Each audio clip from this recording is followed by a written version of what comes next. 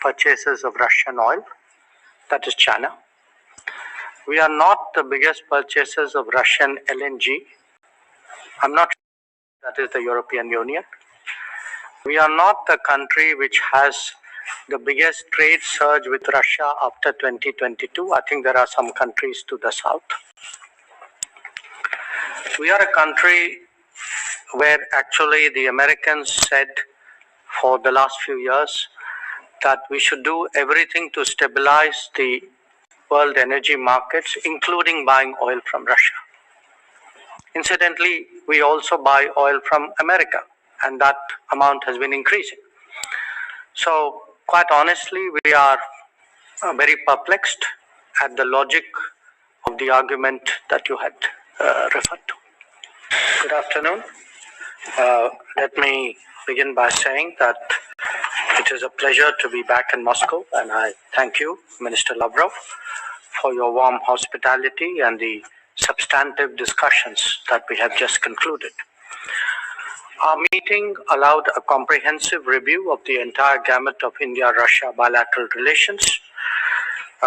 We believe that the relations between India and Russia have been among the steadiest of the major relationships in the world after the Second World War.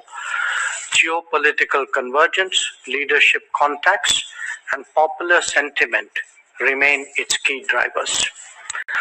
On trade and economic cooperation, I followed up with Minister Lavrov the proceedings of yesterday's meeting of the Intergovernmental Commission that I chaired with First Deputy Prime Minister Denis Manturov.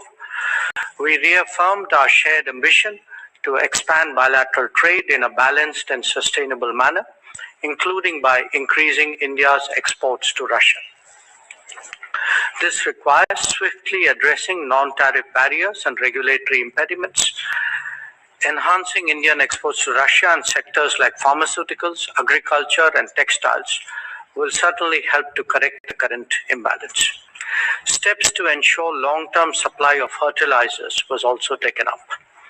Indian skilled workers, especially in IT, construction, and engineering, can address the labor needs in Russia and deepen collaboration. Sustaining energy cooperation through trade and investments is also important. We also spoke about connectivity initiatives, including the International North-South Transport Corridor, the Chennai-Vladivostok Eastern Maritime Corridor, and cooperation in the Northern Sea Route. These corridors promise to deepen economic linkages, reduce transit times, and expand trade access between Eurasia, across Eurasia and beyond. Our defense and military technical cooperation also remains robust. Russia supports India's Make in India goals, including joint production and technology transfer. The opening of two new Indian consulates in Kazan and Yekaterinburg need to be fast-tracked. That was also a subject of our conversation today. These consulates will further deepen our regional outreach and enhance trade and people-to-people ties. I took up the issue of Indians serving in the Russian army. While many have been released, there are still some pending cases with some missing persons. We hope that the Russian side would expeditiously resolve these matters. On global and multilateral cooperation, we reaffirmed our shared commitment to reform of global governance. We underlined the imperative to expand and energize the UN Security Council to reflect contemporary realities. Our collaboration in the G20, BRICS, and SCO remains deep-rooted and forward-looking.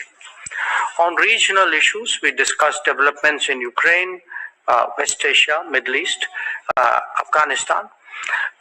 And I want to say that India's approach continues to emphasize dialogue and diplomacy as essential to resolving differences. On terrorism, we resolved to fight jointly against all forms and manifestations of terrorism. I conveyed India's strong resolve to adopt a zero-tolerance policy against terrorism and our sovereign right to defend our citizens against cross-border terrorism. I also invited the Minister to pay a visit to India to continue our dialogue. In conclusion, let me thank him and his colleagues for an open and productive exchange of views. We look forward to nurturing this relationship further in the very spirit that has underpinned